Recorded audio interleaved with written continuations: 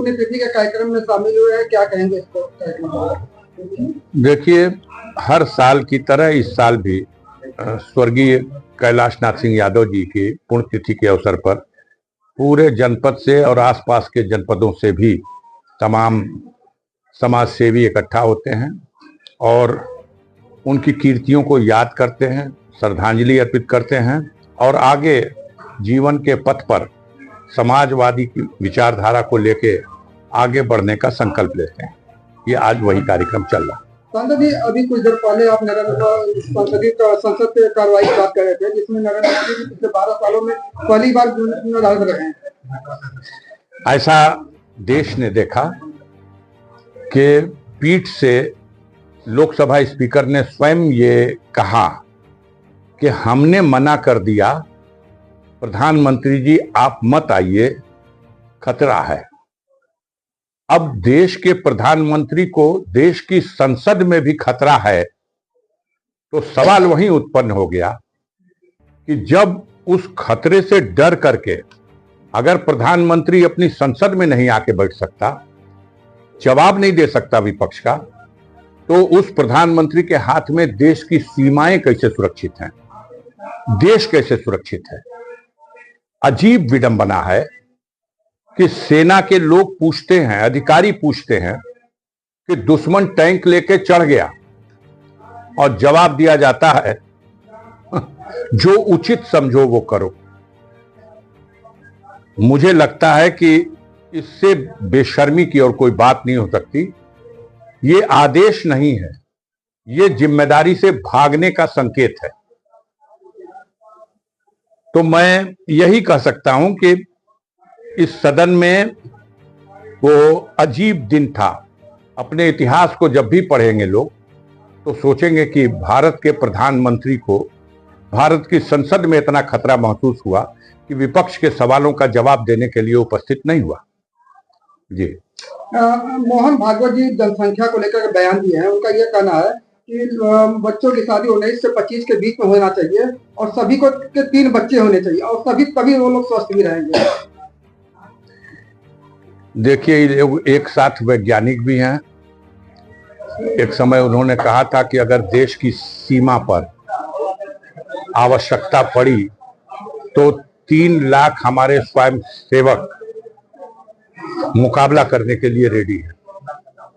तो ये एक के समय डॉक्टर भी हैं, दार्शनिक भी हैं और देश को 18वीं सदी में वापस लौटा के ले के जाने वाले विचारधारा रखने वाले लोग भी हैं।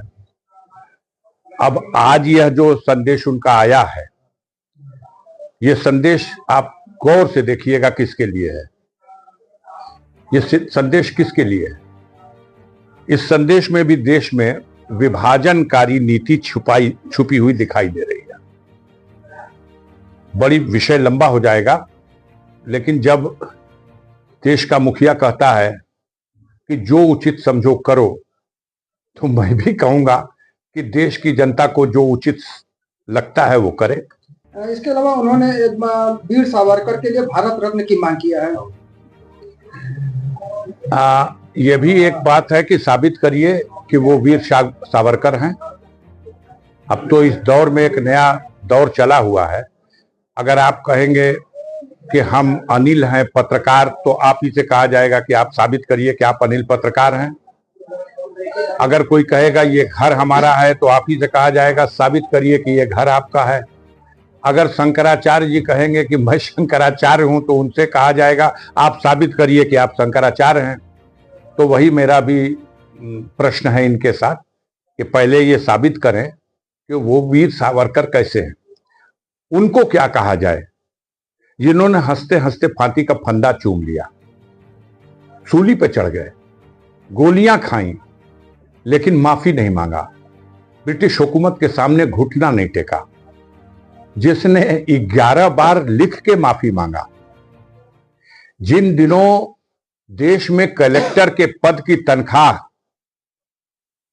जितनी तनख्वाह थी उससे 1.5 गुना पेंशन ब्रिटिश शासन से प्राप्त करने के समझौते के साथ समझौता किया, उसको आप कैसे महिमा मंडप कर रहे हैं?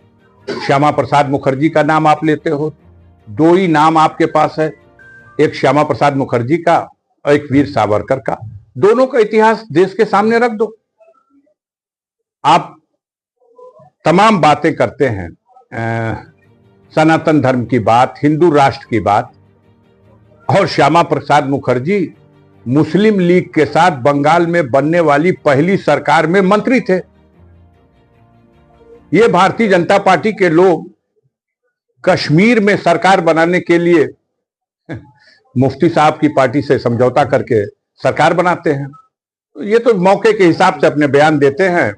कैसे अब इस वक्त बेचैनी बढ़ी हुई है और देश में लोगों में एक परिवर्तन की सोच साफ दिखाई दे रही है, इसलिए तमाम इस तरह के बयान दिए जाएंगे आने वाले दिनों में। सर, एआईएम के जो प्रदेश अध्यक्ष शौकत अली साहब हैं, उन्होंने ये कहा है कि जब मुंबई में मेयर बुर्के वाली महिला बन सकती है तो यूपी के सीएम जो है बुर्के वाली महिला भी आने वाले दिनों में बनेगी।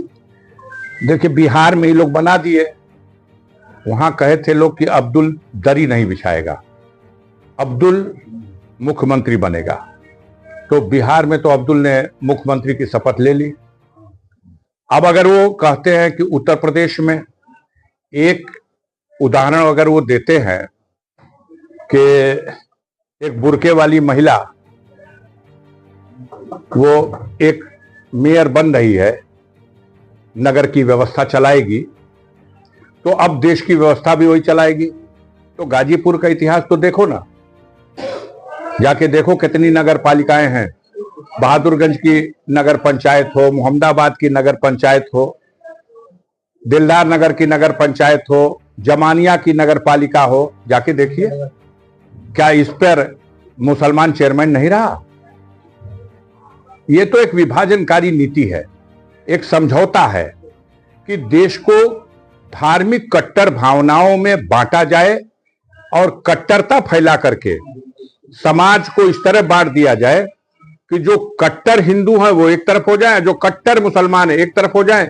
जब दोनों कट्टर कट्टर हो जाएंगे तो एमआईएम वाले भी मानेंगे कि भारत में कै % आबादी है आपकी, कै % आबादी है। आप मालेगांव में तो बना लिए, आप मालेगांव में बना लिए, लेकिन आप देश के दूसरे हिस्सों में जहां आप संख्या बल में उतने नहीं है, कैसे बनाएंगे? देश को चलाने के लिए गंगा जमनी तहजीब को लेकर चलना होगा। देश में विभाजन के समय यह समस्या खड़ी हो गई थी। एक तरफ मोहम्मद अली जिन्ना ने कहा था कि हम धर्म के नाम पर एक राष्ट्र बनाने जा रहे हैं, आओ हमारे साथ मुसलमानों।